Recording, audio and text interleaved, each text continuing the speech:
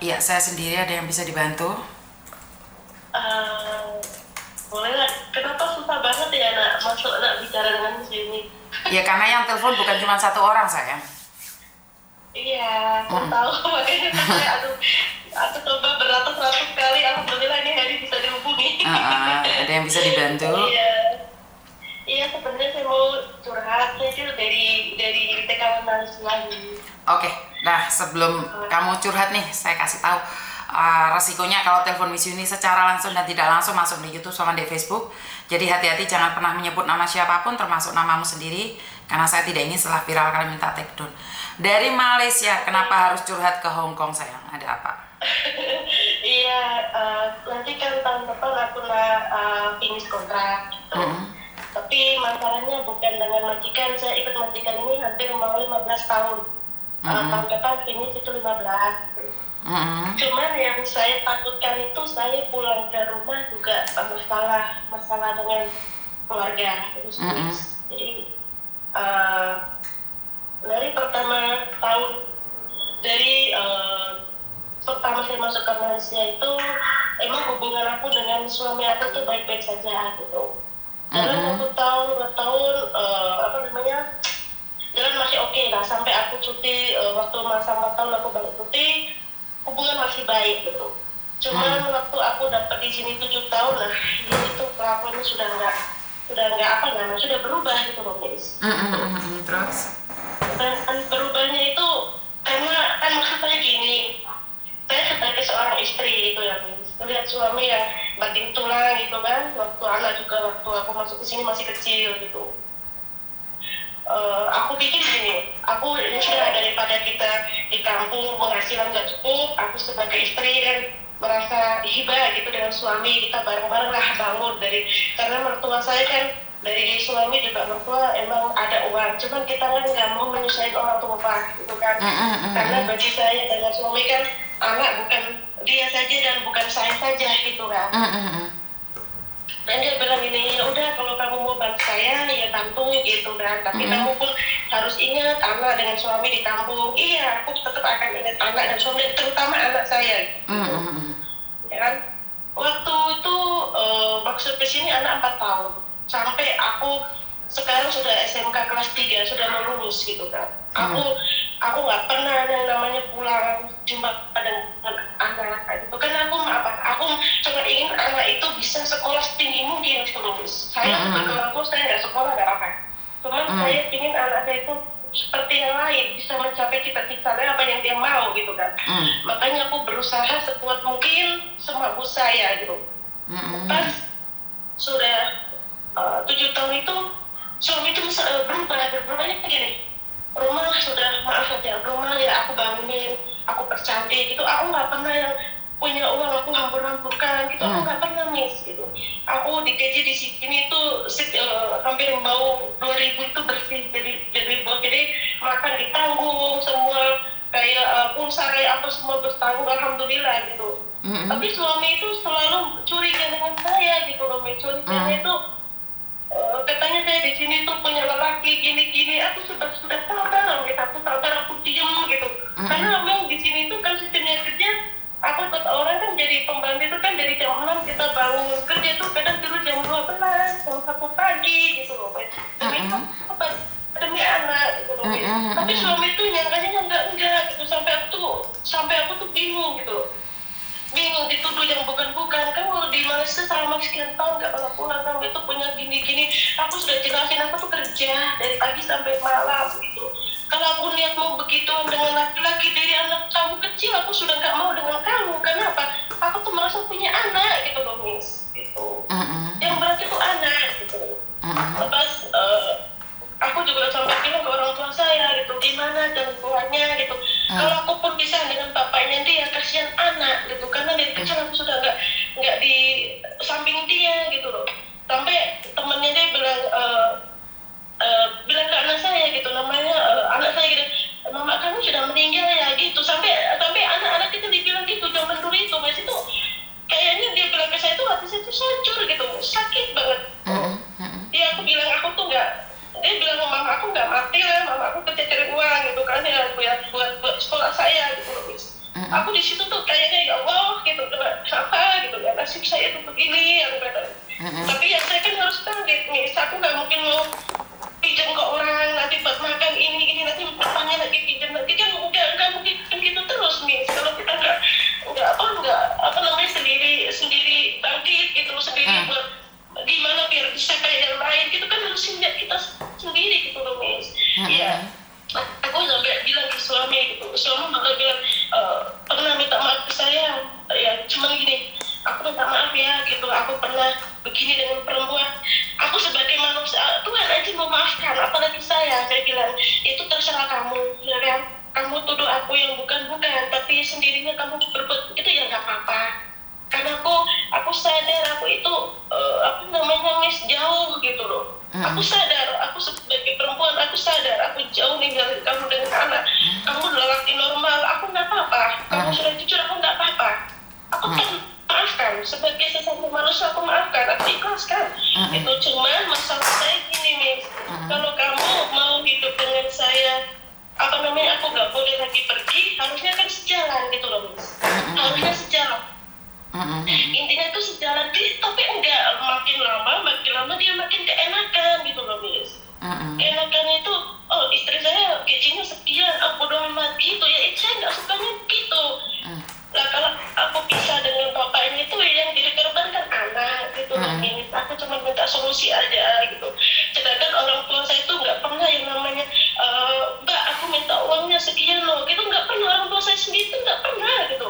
Sampai aku kadang dulu bilang, kalau hari raya aku bilang sekian juta, aku bilang buat ibu saya sekian, buat mertua sekian, sama gitu. Kalau sama 1 juta, aku nggak mau berat sebelah gitu kan. Ibu aku ya ibu kamu ya ibu aku gitu loh, sama gitu loh. Tapi suami itu kalau aku bilang sekian, dia ngasihnya malah nggak ada yang segitu gitu, kurang banyak gitu kan. Aku sebagai anak gitu, ya Allah gitu. Sedangkan orang tua saya yang lahir saya itu nggak pernah ngucap loh, ya. Nggak pernah ngucap aku minta sekian dan sekian tuh nggak pernah. Orang tua saya tuh diem gitu. Sampai aku kan di Malaysia ini kan 5 tahun yang lalu kan kecelakaan gitu. Waktu mau pulang itu bulan 5 tanggal 15, aku kecelakaan itu tanggal 5 gitu. Kan habis itu kan kaki saya yang satu pakai pen gitu karena kecelakaan di sini. Terus alhamdulillah itu majikan semua tanggung gitu. Jadi majikan semua tanggung, malah di operasi yang dikasih yang mahal gitu dengan bos gitu, karena aku sudah lama gitu dianggap kayak keluarga sendiri gitu. Alhamdulillah gitu.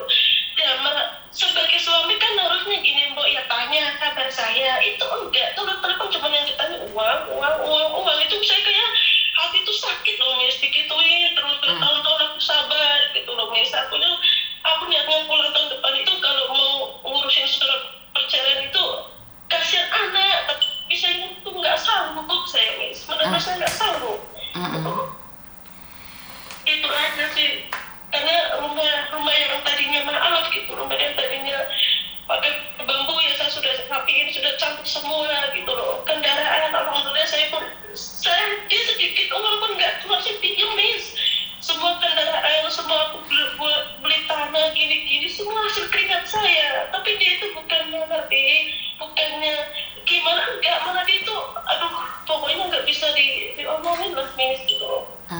Sampai aku benar-benar, kamu itu punya lelaki ya gini, aku bilang aku tuh nggak ada siapa. Kalau aku punya lelaki, apa aku mau nikah lagi, aku pasti mau cerai dulu dengan kamu. Aku bukan perempuan yang suka kesana kesini. Karena apa? Karena aku ingat anak gitu loh, Miss. Anak itu sudah besar loh. Makanya kan aku bilang ke anak, ya nanti kalau ibu pulang pun mau lihat dulu. Tapi kan anak kan ya emang dari kecil ikut bapaknya, jadi aku juga nggak bisa yang kamu harus begini, anak sudah besar gitu ya, terserah lah. Karena tapi kalau aku tak lanjutin dengan bapakmu, aku yang sakit gitu loh, aku yang ibaratnya benar-benar beban berat gitu loh. Di sisi keluargaku maunya begini, terus dari anak maunya begitu, aku kayaknya ya Allah gimana ya untuk ngatasin semua masalah ini gitu loh, Miss. Sebenarnya kan masalah ada pada dirimu sendiri, bahwa kamu percaya dengan apa yang kamu lakukan. Ya intinya pengen mengontrol mereka, ya saat ini jangan kirimkan uangmu pada semuanya, kamu pegang sendiri. Iya kan begini, Miss, karena anak kan maaf gitu, kalau jatah selama 3 bulan sekali emang aku jatah anak gitu kan, jadi nggak habis emang jatahnya 3 bulan gitu loh. Nah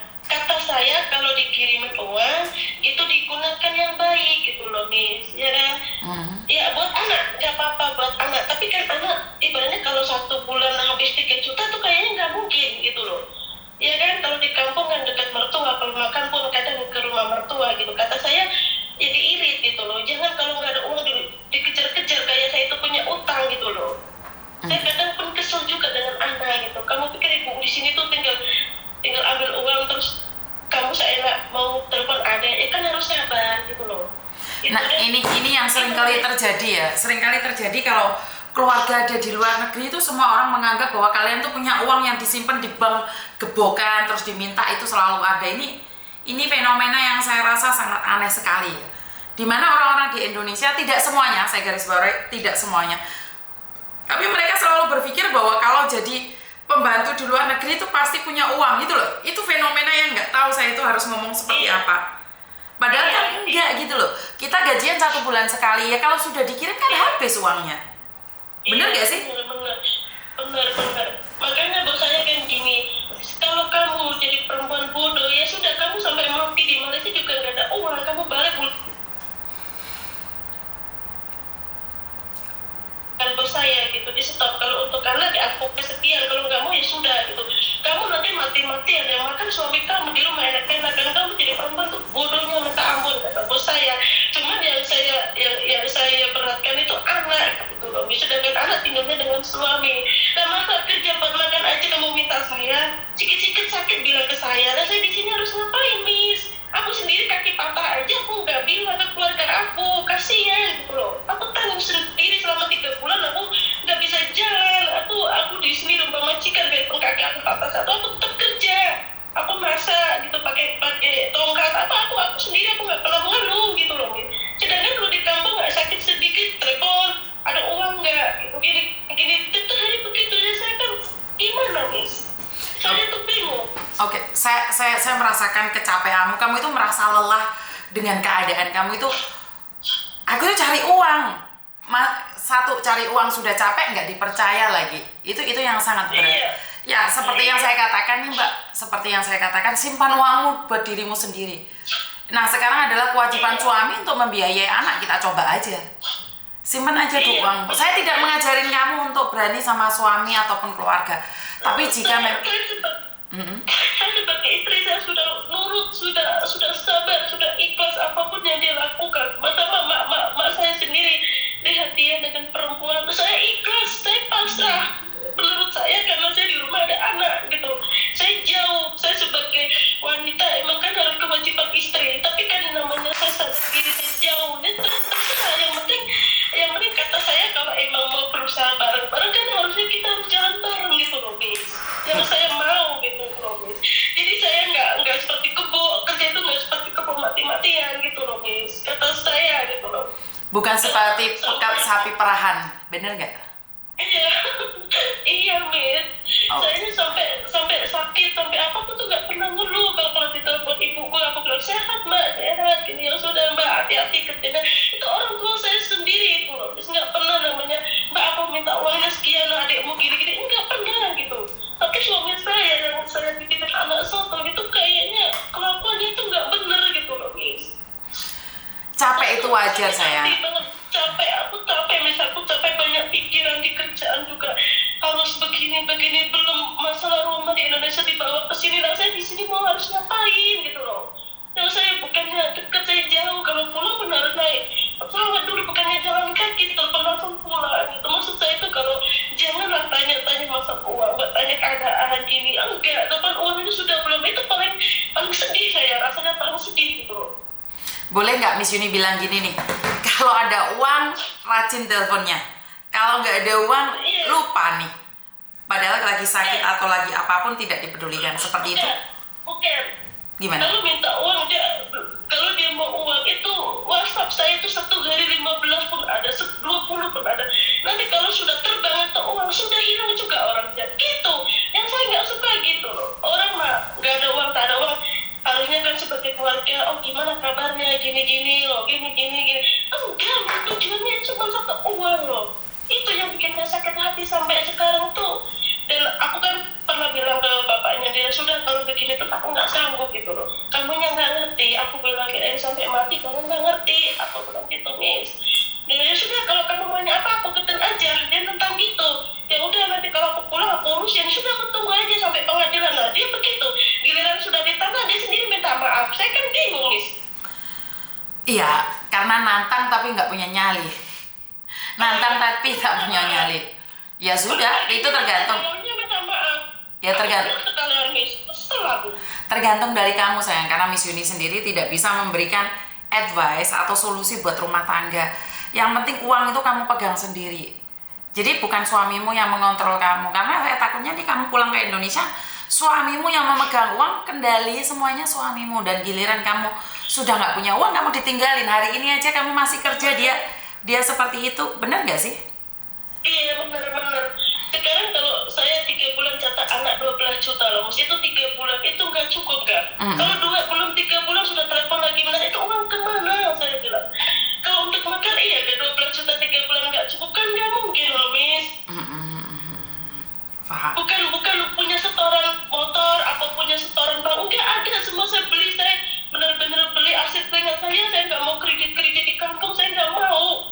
Karena apa? Nanti resikonya saya yang nanggung gitu loh. Jadi aku punya ya aku, maksudnya alhamdulillah sendiri. Tapi kan sebagai suami harusnya bersyukur. Ini enggak bersyukur gitu loh. Ya seperti yang saya katakan, yang penting kamu pegang uangmu sendiri aja sayang. Selebihnya ya terserah dia. Karena kamu nggak bisa memaksakan dia untuk paham keadaanmu. Ngerti nggak? Ya udah biarkan saja. Lagi-lagi seperti ini nggak bisa dipertahankan. Yang penting uangmu kamu simpan sendiri. Itu pesan saya. Jadi kalau uang kamu titipkan ke dia, akhirnya kamu pulang nggak punya uang sama sekali. Uang dia sekarang aja nggak punya kerjaan aja berani kayak kamu sama kamu berkhianat, apalagi dia pegang uang. Ngerti? Ya udah nggak apa-apa, ikhlasin. Mau nggak mau diikhlasin. Dia maunya seperti apa ya seperti apa. Makanya adik saya yang permana bilang, kamu sudah di Malaysia mati aja sekali ya, kamu kerja bertahun-tahun gitu, nyenengin suami, apaan anak baru satu bukan anak 5, kalau satu uang segitu nggak cukup, berarti suami kamu yang nggak guna, kata adik saya. Cuman masalahnya aku tuh nggak mau ribut antara keluarga saya dengan keluarga itu bentrok gitu, masalah uang, saya tuh nggak mau Miss. Iya, tapi masalahnya kan gini loh sayang, kamu nggak mau bentrok, tapi kamu sendiri terus curhat sama keluargamu, otomatis kan keluargamu juga sedih dong sayang. Kamu harus ngertiin juga. Saya cuma bilang ke ibu saya, bilang, Mak kalau nanti saya mau ngurus perceraian gimana, tapi mak saya bilang, apa kamu nggak bisa anakmu gitu, apalagi sudah besar gitu kan banyak kasusnya kalau orang tua cerai korbannya anak, kamu harus pikir baik-baik gitu. Ya saya tahu, cuman kalau saya pertahankan saya yang hancur, aku bilang gitu, badan saya sudah hancur, pikiran saya sudah kacau gitu. Itu yang jadi pertimbangan ibu saya gitu kan. Nah seperti Miss Yuni tadi bilang, Miss Yuni bilang tadi, kakak saya di Jakarta, kakak saya di Jakarta aja sampai belum saya punya nomor karena saya dibilangin nggak mau denger gitu loh. Semua kakak saya, abang saya semua nggak mau dengerin omongan saya karena saya orangnya itu pedomannya satu, kasihan anak. Kata kakak, iya kasihan anak, tapi kalau kamu mati gimana? Kata kakak saya gitu. Ya kalau kamu kasihan sama anak ya udah kasihan aja, kamu yang mati sendiri saya nggak apa-apa. Tapi yang seperti Miss Yuni katakan nih, apakah boleh? Yang penting kamu pegang uangmu sendiri. Kamu pegang uangmu sendiri. Jadi nggak ada masalah. Kamu masih bertahan sama dia, yang penting uangmu jangan dikasihkan dia. Itu aja sih menurutku. Jadi nggak ada masalah, kamu sama dia tuh nggak ada masalah. Karena gini, kan waktu aku kirim yang bulan berapa gitu kan lewat temen gitu, aku nggak mau kasih semua, aku simpan di temen. Dia curiga gini, kenapa kamu tumben kirim uang bukan ke ATM anakmu gitu, kenapa ke ATM orang, ke ATM selingkuhan kamu ya, itu padahal perempuan loh Miss, kenapa biasanya kirim sekian, kenapa cuma kasih sekian gitu, dia ada hitungan gitu. Aku ya Allah, ini orang gini. Ya karena kamu kebiasaan dari awal ngirim banyak. Ya karena kamu kebiasaan dari awal ngirim banyak, makanya Miss Yuni selalu bilang kontrol pengirimanmu juga. Dia akan terbiasa dengan uang-uang yang banyak tersebut. Ngerti maksud saya? Jadi dia itu terbiasa dengan uang-uang yang begitu banyak, itu dia terbiasa. Dia terbiasa dengan memakai uang banyak. Aku bingung nih. anakku kan teleponku, aku mau ngambil surat motor dulu. Emang surat motor digadein? Iya, lah uangnya kemana? Nggak tahu bapak. Gitu tetap bulan begitu. Ya saya gimana uang di sini dikirimin, surat kendaraan semua ditaruh di bank gitu loh. Saya gimana Miss? Aku nggak pakai uangnya, aku yang nebus. Nanti nggak ada uangnya dimasukin lagi, aku yang nebus terus gitu. Makanya orang tua saya tuh sampai jerit gitu loh Miss. Motor ada 2, semua surat di bank. Nanti anak telepon aku bagi gitu. Dan bagi nanti diambil 2 bulan 3 bulan masuk lagi. Aku nggak tahu, dan di sini dikirimin uang, bukan aku nggak kirim uang. Kalau aku nggak kirim uang, aku masih boleh taruh, nggak apa-apa karena ibu nggak kirim uang. Kalau kamu butuh ya nggak apa-apa. Tapi kan di sini otomatis aku dikirimin uang dari aku di sini, gitu loh. Aku yang nggak bisa pikir di otak itu begitu loh, Miss. Ya kamu nggak usah mikir sayang. Ya jangan kirim uang sekalian, selesai kan? Masalahnya kan bukan di mereka, masalahnya ada di kamu. Kalau nggak kirim uang anak yang aku karena aku gini orangnya, kalau dengar anak saya nggak makan aja kayaknya saya sudah nggak bisa kerja gitu, kasihan gitu. Kalau suami mah bodo amat, tapi kalau anak sudah ngucap saya sudah nggak punya uang, itu kayaknya hati sudah ya Allah, kerja juga nggak fokus gitu. Kalau aku situnya gitu, karena saya sadar diri dari kecil aku pergi ninggalin dia gitu loh. Iya, berarti kan memang suamimu yang kontrol kamu. Saya ngomong sama kamu pun percuma. Karena kamu berkata bahwa kamu lebih mementingkan anak, sementara anakmu diperalat oleh suamimu.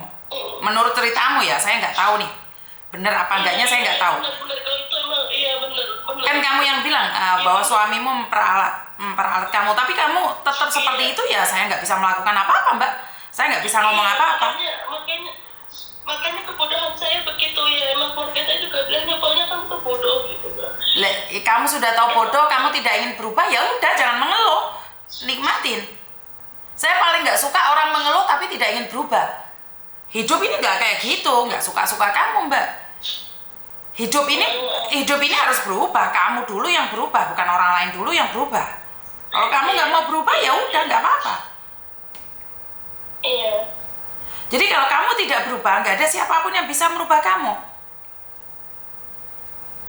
Iya, tapi gini Miss, kalau aku nanti pulang itu kan pengen ngurus perceraian gitu. Kalau emang dari ya itu waktu dia minta maaf itu aku nggak gubris gitu kan, karena dia sudah aku ketekam aja sampai ke pengadilan sampai seberapa, tapi aku nggak mau keluar uang. Ya nggak apa-apa, kalau masalah uang aku bisa ada uang aku bisa sanggupin gitu kan. Tapi pas malam-malam dia minta maaf, nangis-nangis ke saya gitu, aku nggak gubris gitu. Makanya aku kan bilang ke ibu saya, nanti kalau aku pulang sudahlah, aku nggak mau ngurusin orang, kalau aku pinginnya pergi sendiri aja gitu kan. Lebih baik jadi janda aku daripada harus begini terus tulang punggung tapi nggak dihargai gitu loh. Makanya ibu saya sudah terserah kamu aja, dia bilang gitu kan, yang penting ingat anak gitu kan. Kalau mau kemana-mana juga harus ingat anak gitu ya. Emang anak kan yang diperhatiin kan anak. Dan saya emang apa ya Miss, anak juga emang dari kecil jadi ikut bapaknya. Jadi kalau dia merasa lebih sayang bapaknya ya nggak apa-apa. Saya ridho, saya ikhlas. Karena saya merasa saya tuh pergi merantau dari kecil sampai sekarang, yang ngurus bapaknya.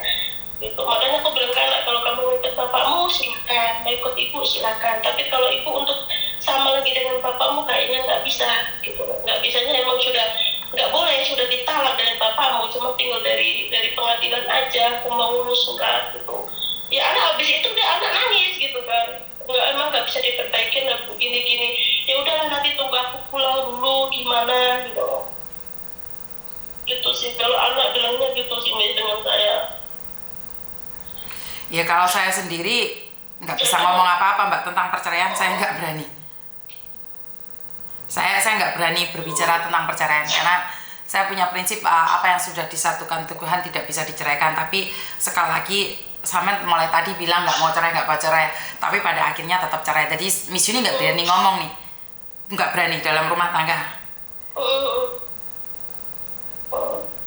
Karena batin nggak kuat Miss, batin nggak kuat, selalu disangka selingkuh, selalu disangka yang bukan, padahal kan tahu sendiri kerja di negara orang, apalagi di Malaysia, kalau ikut rumah tangga itu nggak ada cutinya gitu kan.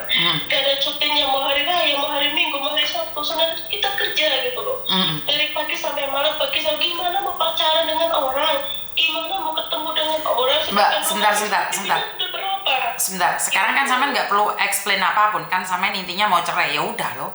Samen tidak perlu menjelaskan apapun kan, intinya Samen sudah mau cerai. Ngomong apapun kan percuma. Bener gak sih? Ya udah cerai aja. Bener? Iya. Ya udah cerai aja, mau Samen maunya cerai kok. Bener nggak? Ya udah cerai aja. Karena saya tidak tahu nih apa yang terjadi. Intinya Samen sekarang sebenarnya pingin cerai. Masalahnya gini, Miss. Tapi masalahnya gini, waktu aku bilang mau cerai itu suami bilang, ya udah kamu berhak bawa baju aja, gitu, bawa baju aja, nggak usah bawa apa-apa. Sedangkan itu dari rumah, dari semua perabotan, dari semua kendaraan itu saya yang keringat saya, itu loh, Miss. Ya kan di perceraian situ di sidang kan. Tapi kamu jangan. Di sidang kan bisa dilihat toh Mbak, ntar di sidang seperti apa, bagaimana pembagian harta atau gimana kan ada. Kan bisa dibicarakan itu. Benar nggak sih? Tapi sekali lagi masalah perceraian Miss Yuni tidak. Kenapa? Tapi kalau ibaratnya saya menggugat dulu gitu emang prosesnya lama kalau suami itu nggak mau tanda tangan apa gimana gitu, emang masih boleh cerai, Miss? Saya masalah perceraian di Indonesia saya nggak tahu Mbak. Saya nggak berani ngasih solusi. Tadi kan saya katakan, saya tidak tahu. Mungkin menanyakan pada pengacara yang ada di Indonesia, itu lebih baik. Karena saya nggak tahu nih, tentang perceraian di Indonesia, harta gonogini seperti apa, saya tidak tahu. Ntar saya ngomong salah, bukan porsinya. Karena saya dengarkan tadi kan Samen mengeluh. Samen kan tadi mengeluh tentang suamimu yang selalu minta uang. Tapi kalau di ujung-ujung cerita adalah perceraian, Miss Yuni nggak berani ngomong tentang perceraian. Miss Yuni selalu bilang tentang utang, perceraian, pemilu. Miss Yuni nggak berani ngomong, nggak berani komen. Karena yang saya sebenarnya itu sebenarnya ringan aja. Kalau dia mau sejalan dengan saya nggak bakalan akan ribut akan hancur di ujung tanduk, itu nggak akan mungkin. Yang aku mau itu sejalan. Ibaratnya sejalan gini.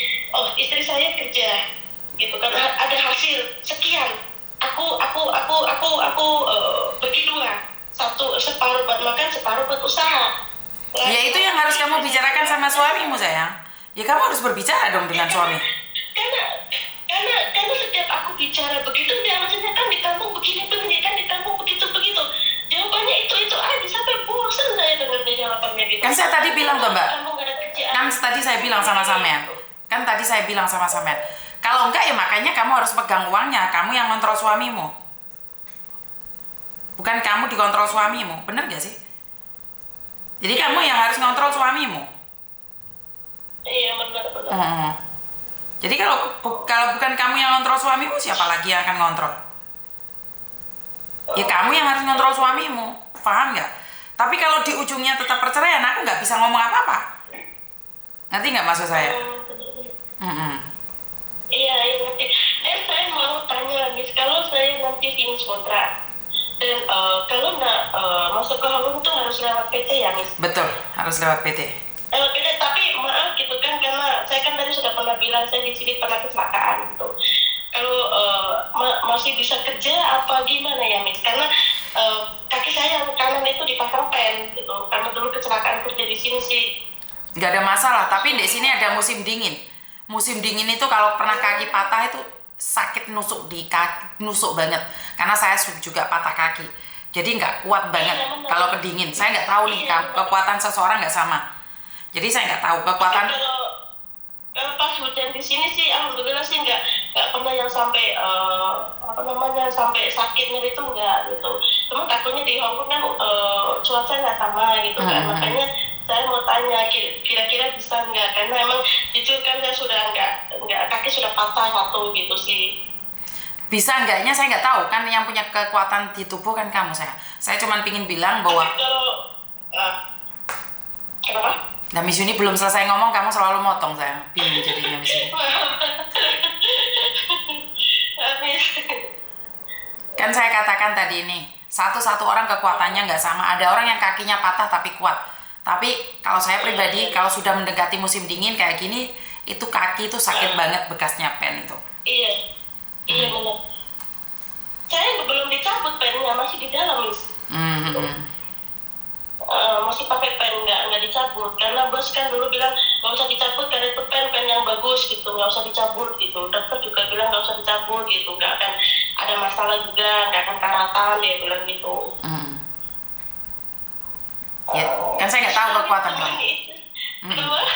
Karena saya tidak tahu. Makasih ya, Miss. Oke, sama-sama. Makasih. Ya, oke, bye-bye. Oke, kalau cerita masalah pekerjaan saya bisa menanggapi, tapi cerita tentang perceraian saya nggak berani menanggapinya. Karena aku takutnya salah omongan menjadi baterai. Jadi di awal seperti yang saya katakan bahwa di awal mbaknya bercerita tentang masalah pekerjaan, kenapa suaminya selalu telepon saat